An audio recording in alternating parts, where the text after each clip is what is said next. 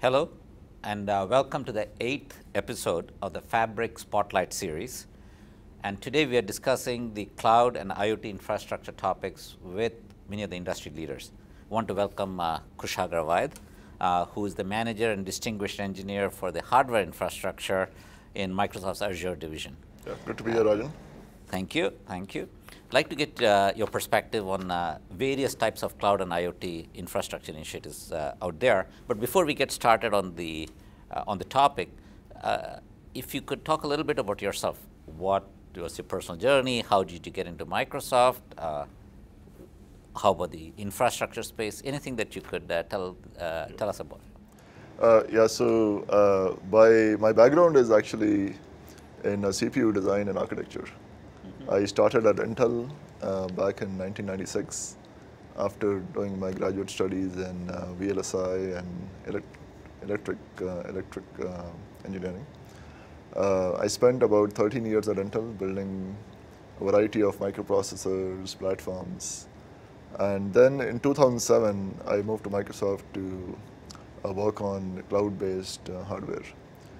So since over the last 10 years, we have driven scale for building the data center and hardware infrastructure for Microsoft's cloud platform. And as you look at the Microsoft Cloud platform, actually, interestingly enough, I started my background in the VLSI world too. I started off as a memory designer, much earlier than you, in terms of I started with Fairchild, the source of all the back in companies. The 50s. 50. I am old, not that old, but as you look at the cloud, the evolution of the cloud, and the variety of workloads that are going to the cloud, what are the types of workloads that you see moving to the cloud immediately, or as you see the trends along, you see there? Yeah, it's over the last, I would say, 5 to 6 years. It started with initially non-critical workloads moving to the cloud. This is probably 4 or 5 years ago, because people are more in try it out and see if the cloud is really stable, is it secure, is it available. But if you fast forward to today, what we are seeing is people are starting to move their mission-critical workloads to the cloud. So whether it's production databases, whether it's their supply chain management software, whether it's places where they're running mission critical applications that are underpinning their whole business. So we're starting to actually see that whole infrastructure truly go from on-prem to cloud as a lift and shift. So that puts a lot of emphasis now on availability. And not only in one data center, but across the globe. It puts a lot of emphasis on bulletproof security. It puts a lot of emphasis on having disaster recovery, other features like backup, and a variety of services that can be put together to have customers build the environment they want. We have come a long way in the evolution of the cloud over the last 6 to 10 years, in that sense. Wonderful. But as you see the variety, now you see a proliferation of variety of cloud platforms. There is the Google, Amazon, of course, Azure, and even on-prem clouds, private clouds. Right. How do you see people utilizing this variety of different options? There's the OpenStack, which I'm not sure where it stands today, but there are a variety of different cloud platforms that are coming in. How do you see people making the choices? Why this or why not that, or one of everything? Yeah. How do you see that? Generally, I think it depends on a lot of factors. Some factors could be if you already have an existing environment for your on-prem and you want to keep the portability. Like people might be running, let's say, Windows Server or SQL Server, or maybe they're running Linux in their on-prem. So what is the easiest path for them to migrate from their current environment to a given cloud environment? So that's one factor. Global availability, what regions is the cloud provider operating in? So maybe they want to have, maybe there's a top 50 Fortune company, and they have operations across the globe, and they want to be in every region. Then they would go look at which cloud providers give you that ability to operate in those regions so that they can have latency sensitive workloads running in those regions. That could be another factor. Security is always another factor, and security also goes with things like compliance and data sovereignty. So a lot of times they want to have the data available in a given region so that it meets the local country's geo sovereignty requirements. Compliance, having certifications like HIPAA or SOC or PCI, those become a factor too. So yeah, I would say there's not one thing that helps to pick a cloud. There's a variety of complex factors that come in, and every customer is different on what they value more. At the end of the day, I think it comes down to three things: availability, global scale, and hybrid environments. That's what I think matters most when moving to the cloud. Do you see customers adopting one cloud, a hybrid, a local data center in the cloud, or do you see them adopting multiple clouds within their environment? Yeah, I've seen customers go multi-cloud when they want to have a form of disaster recovery, right? Which so that if there are issues in one area, then they can fail over to the other one. For hybrid clouds, Azure has shown a lot of more flexible options given the legacy from the enterprise era and how that can be migrated to a cloud environment. There are other attributes such as scale database and whatnot, where most of the cloud providers are pretty much on parity these days. So, I see. yeah. How about, you talked about database-oriented applications. How about file-oriented applications? How do you see examples of those, and where do you see them going? Yeah, that's an interesting question, because in the enterprise on-prem environment, a lot of customers are running, NetApp filers or, SANs and other high-performance storage clusters, right? Yes. And the challenge for them becomes when they move to the cloud, how do you have the same level of performance? How do you have the same level of availability? All the features that come with managing your data, right? So there are two approaches to that. One approach is to take the actual infrastructure that is on-prem, but have it available in the cloud so that customers can have the same experience. But the other interesting approach, and this is I think where there's a lot of startups that get involved, is how do you emulate the characteristics of a highly available storage environment or file system environment in the cloud while maintaining the same interfaces like SMB or NFS and so on. So there's a whole bunch of startups in the valley that I think Fabric has a couple of startups in that area too, right? That are providing that modern infrastructure on the cloud, but still maintaining all the interfaces so customers can migrate and have that scalable experience without resorting to legacy architectures.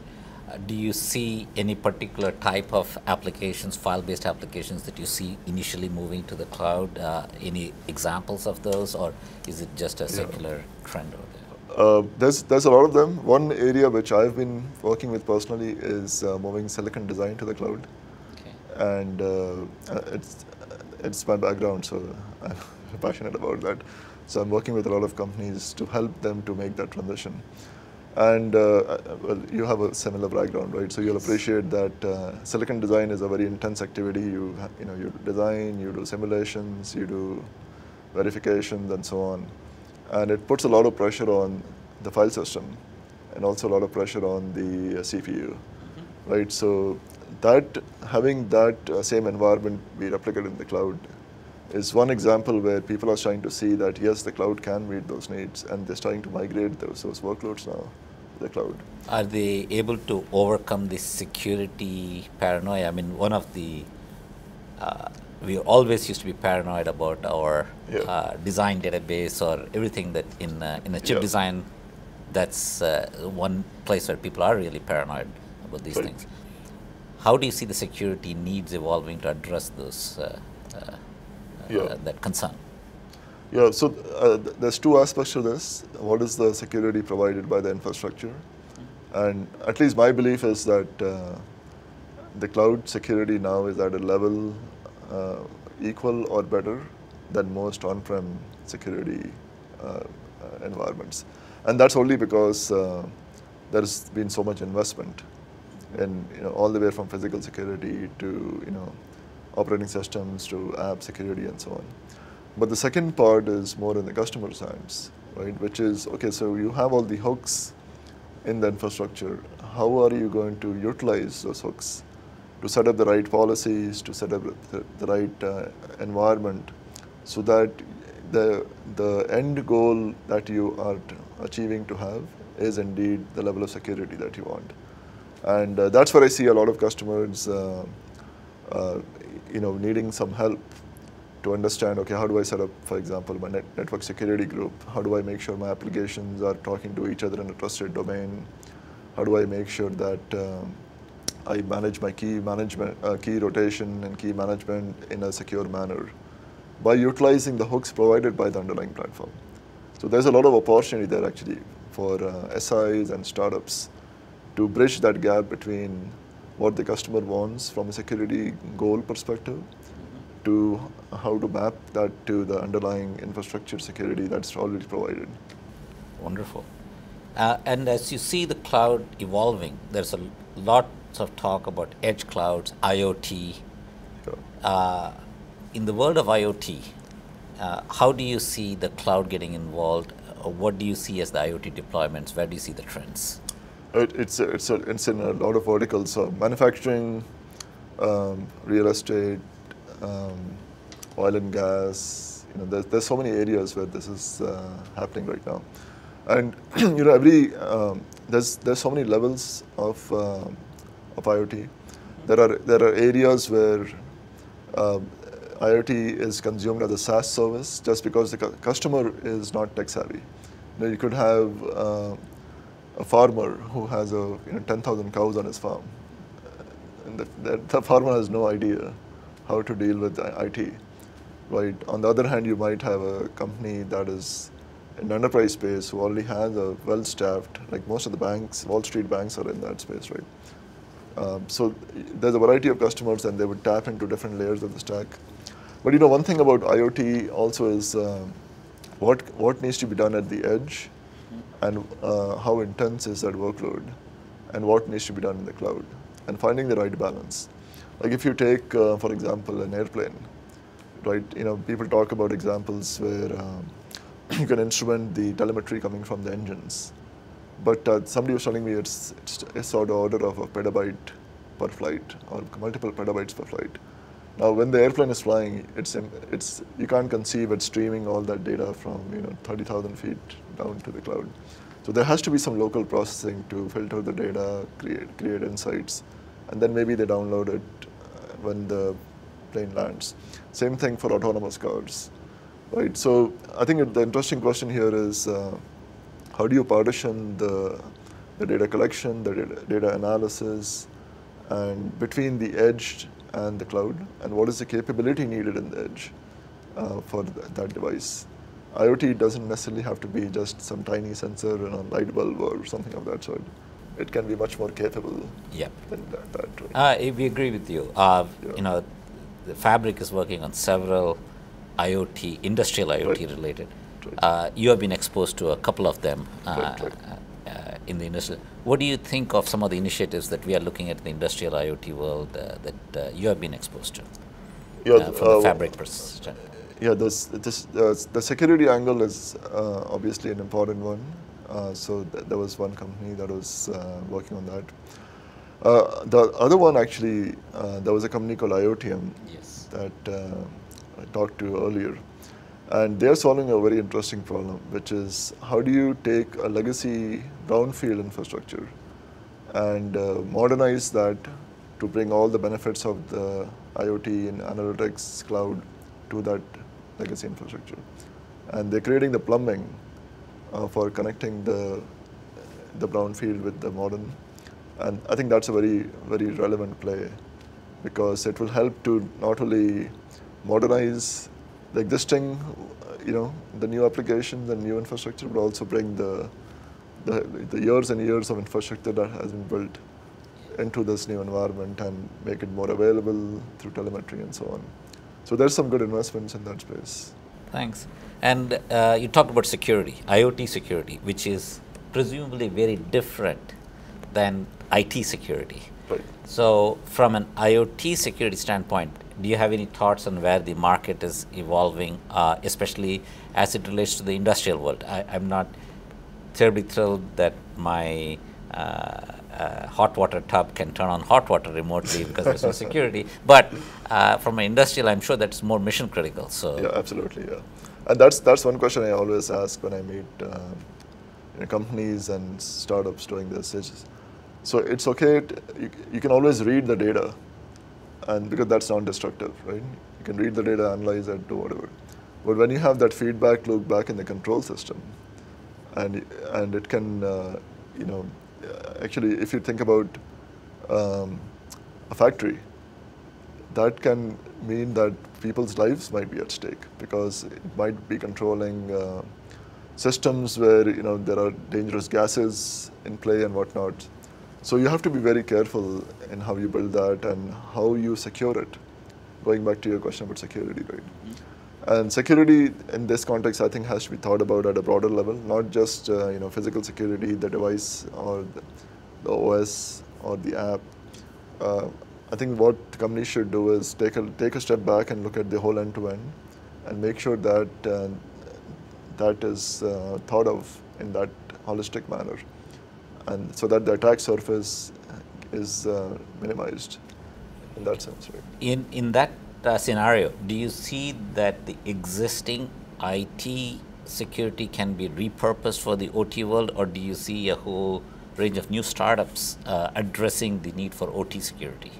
I think it has to be done a different way, because IT security is about taking different components and and they are complex components. Whereas in the IoT world, you can create a vertical stack which is much more controlled. Right? It doesn't necessarily have to be a big mix and match of different software components, different hardware components, because a lot of customers don't know how to do this, right? Mm-hmm. So the opportunity for startups, I think, is to say, how can I help customers who are not tech savvy, especially in the IoT space, and help them to build this stack so that things like security and managing these devices, analyzing the data, all of that is presented in a very consumable form. Mm-hmm. There's a lot of opportunity there, and I think we're just at the beginning of this phase, right? There's a lot of startups already, but as the IoT proliferates and the services proliferate, there'll be more and more opportunities there.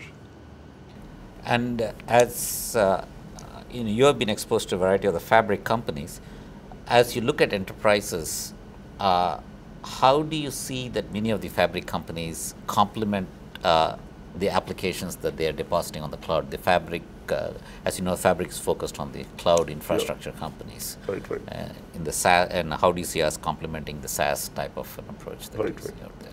Yeah, so the role that startups can play, as you know, is to kind of fill the gaps, at least to start with, mm-hmm. where as you move to this new model, that there might be areas which are not necessarily seamlessly stitched together, and that's happening a lot. The move from legacy software monolithic to microservices, of course the move from on-prem to cloud, operating in hybrid environments, GDPR and whatnot, right? So I think the role that startups can play is to help customers to bridge that gap between what the infrastructure providers are providing. Like all the cloud operators, Azure is providing so many hooks now. And one thing I hear from customers is, it's fantastic to have all this capability, but how do I adapt it to solve the problem I have? Mm-hmm. Right? Okay, now you might say, well, that's the SI's job. But the SI can only take it so far, right? And there are new business models that can be created. There are new technologies that can be created to fit in between these two layers. And that's where startups have an immense amount of opportunity as this digital transformation happens. Excellent. you know, you're in a very fortunate position of being in one of the premier company in the cloud space and driving initiatives there, and you interface probably to many startups. Yeah. How do you advise these startups who wanting to talk to someone like yourself who's part of, let's say, Microsoft Azure, or for that matter, generically, the large companies, how do they interoperate, and what advice do you have for them? I would say general advice would be start early. Make sure that you have a very clear value proposition. So it's hard to compete against the big cloud providers because that's the amount of resources and investments they're making. So try to leverage what they're building so you can have that wind behind you. And you can go solve these new areas which customers want you to solve. Right? So I think that's a lot of startups try to either replicate technology and that makes it very hard to work with the cloud provider because there is very little synergy in that sense.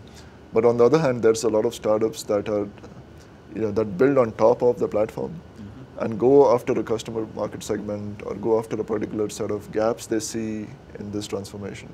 And they are the ones who end up being successful. So leverage the ecosystem, leverage the investments being made, and pick these modern customers solve problems and focus on that, and then you can grow from there. That would be the advice. Thanks, Kushagra. This talk has been very instructive, and the fact is that we have some shared experiences starting from the VLSI world now into the cloud world. Really appreciate your talk here and your inputs. Yeah, Thanks. great to be here, Rajan. Thanks. Thank you. Thank you.